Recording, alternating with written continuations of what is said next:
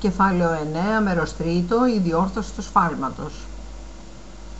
Η ετοιμότητα του εγώ όσον αφορά τα σφάλματα των άλλων εγώ δεν είναι το είδος της επαγρύπνησης που θα ήθελε το Άγιο Πνεύμα να έχεις. Δηλαδή να επαγρυπνούμε για τα εγώ των άλλων, και για τα δικά μας και για τον άλλον τα εγώ. Αυτό που κάνει δηλαδή η ψυχολογία. Ασχολείται συνεχώς με τα εγώ. Κάτι που δεν το κάνουν τα μαθήματα θαυμάτων.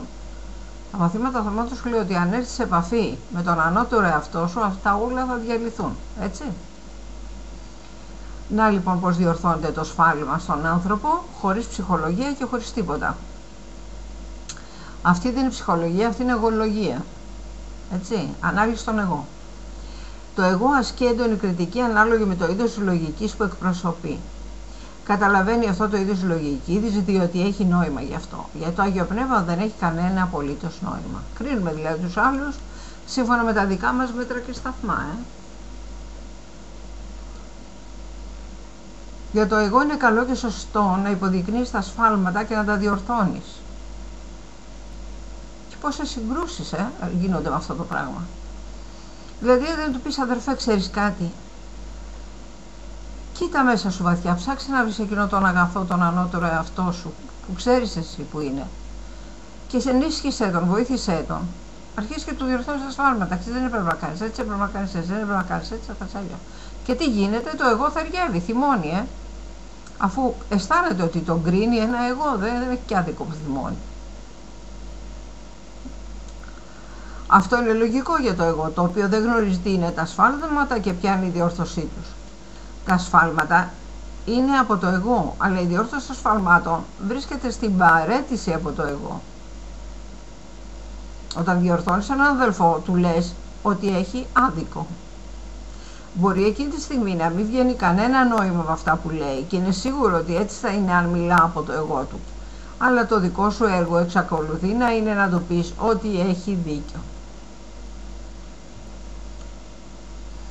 Δεν του το λες αυτό λεκτικά, αλλά αυτός μιλάει ανόητα. Χρειάζεται διόρθωση σε ένα άλλο επίπεδο, διότι το σφάλμα του είναι σε ένα άλλο επίπεδο. Εξακολουθεί να έχει δίκιο, διότι είναι ένας Υιός του Θεού. Το εγώ του πάντα κάνει λάθος, άσχετα με το τι κάνει ή λέει. Πόσο δύσκολο είναι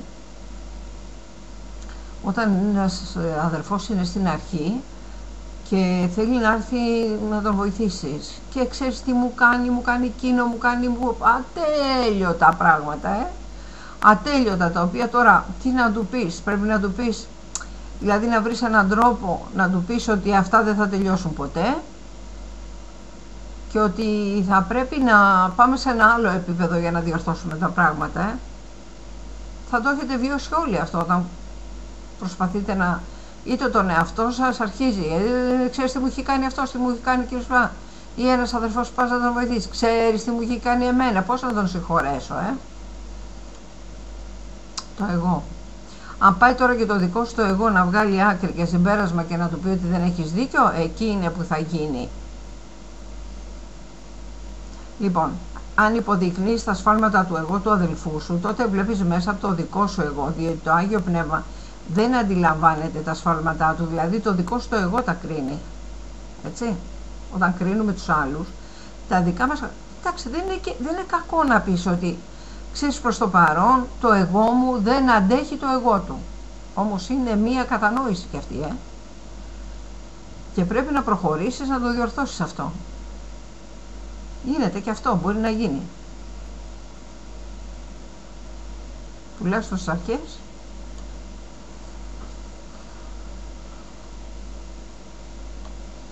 Λοιπόν, το Άγιο Πνεύμα δεν αντιλαμβάνεται τα σφάλματα του εγώ, δεν ασχολείται με αυτά. Ασχολείται με τον άδερφο που είναι εγκλωβισμένος μέσα σε αυτό το εγώ και δεν μπορεί να ελευθερωθεί. Και θέλει αυτό με έναν τρόπο ωραίο να τον πλησιάσεις και να τον αφήσεις να ελευθερώσει τον εαυτό του, τον αδερφό αυτόν.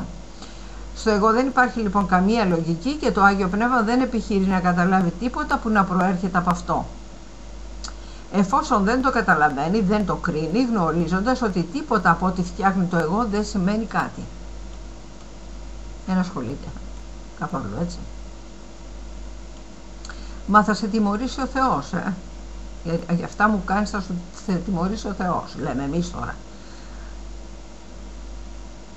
Εντάξει, οι ίδιοι τιμωρούμεθα από τις πράξεις μας, από τις σκέψεις μας και αυτός και εμείς, και γι' αυτό το καλύτερο είναι εμείς να τον συγχωρέσουμε και να πούμε άστον αυτόν τώρα να δούμε τι θα κάνει και αυτός, να δούμε πώς θα τα βγάλει πέρα, να γλιτώσει από αυτήν την ιστορία. Αλλά τουλάχιστον να το κάνουμε εμείς, Όταν αντιδράς με τον παραμικρό τρόπο στα σφάλματα, δεν ακούς το Άγιο Πνεύμα. Αυτό απλά τα έχει αγνοήσει και αν εσύ τους δίνεις προσοχή, τότε δεν το ακούς. Αν δεν το ακούς το εγώ σου και απέχεις από τη λογική όσο και αδελφό σου, το οποίο τα σφάλματα αντιλαμβάνεσαι. Αυτό δεν μπορεί να είναι διόρθωση. Εν τούτης, είναι κάτι περισσότερο από την έλλειψη διόρθωσής του. Είναι η παραίτηση από τη διόρθωση του εαυτού σου. Παράγραφος 5. Όταν ένας αδελφός συμπεριφέρεται παρανοϊκά, εσύ μπορείς να τον θεραπεύσεις μόνο με το να αντιληφθείς τη νοητική του υγεία. Δηλαδή να τον κοιτάξεις ως υγιή, και όχι να τον κοιτάξεις με μάτια γουρλωμένα, που να λέει «Α, είσαι τρελός και τον βλέπω, κοίτα με, πως σε βλέπω,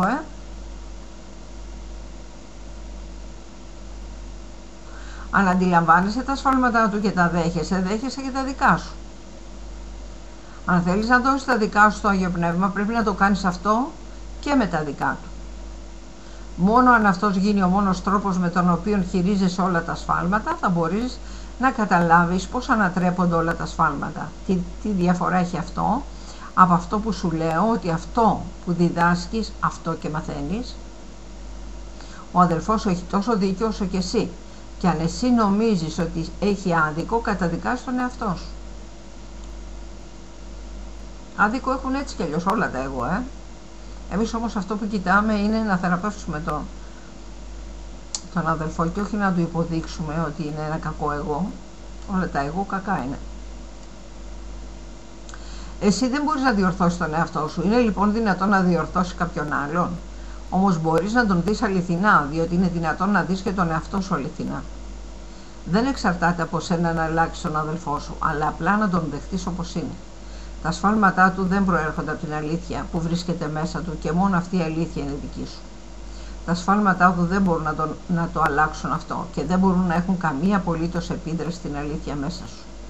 Το να αντιλαμβάνεσαι σφάλματα σε οποιονδήποτε και το να αντιδράς σε αυτά σαν να είναι αληθινά, σημαίνει ότι τα κάνεις αληθινά σε σένα. Δεν θα αποφύγεις να πληρώσεις το τίμημα γι' αυτό, όχι επειδή θα τιμωρηθείς γι' αυτό, αλλά μόνο γιατί ακολουθείς λάθος οδηγό και επομένως θα χάσεις τον δρόμο σου. Παράγραφος 7. Τα σφάλματα του αδελφού σου δεν προέρχονται από αυτόν, όπως και τα δικά σου. Αν δεχτείς τα σφάλματά του ως αληθινά, επιτίθεσαι στον εαυτό σου. Αν θέλεις να βρεις τον δρόμο σου και να τον κρατήσεις, να βλέπεις μόνο την αλήθεια δίπλα σου, διότι πορευόσαστε μαζί. Το Άγιο Πνεύμα μέσα σε σένα συγχωρεί τα πάντα, μέσα σε σένα και στον αδελφό σου τον ίδιο. Τα δικά του σφάλματα συγχωρούνται μαζί με τα δικά σου. Η επανόρθωση δεν είναι ξεχωριστά από την αγάπη. Η επανόρθωση δεν μπορεί να είναι ξεχωριστά διότι προέρχεται από την αγάπη. Όποια προσπάθεια κάνεις για να διορθώσεις έναν αδελφό, σημαίνει ότι είναι δυνατόν να υπάρξει διόρθωση από σένα και αυτό μπορεί να είναι μόνο η αλαζονία του εγώ. Η διόρθωση προέρχεται από τον Θεό, ο οποίος δεν γνωρίζει τι είναι αλαζονία.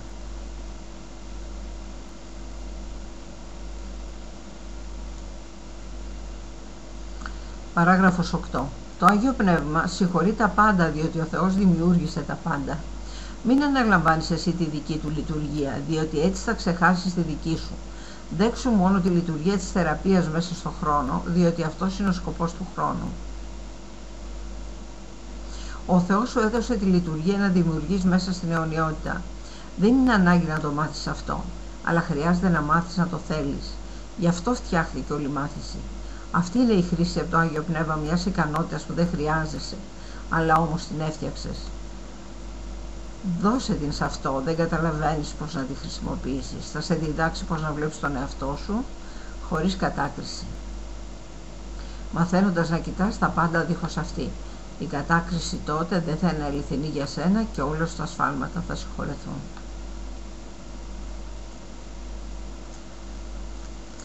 Λοιπόν, αυτό ήταν αυτό το κεφαλαιάκι. Το επόμενο είναι το σχέδιο συγχώρεσης του Αγίου Πνεύματος. Ευχαριστούμε τον Πατέρα, τον Υιό και τον Πνεύμα το Άγιο για τη βοήθειά του. Ευχαριστώ και εσάς και θα τα ξαναπούμε. Γεια σας.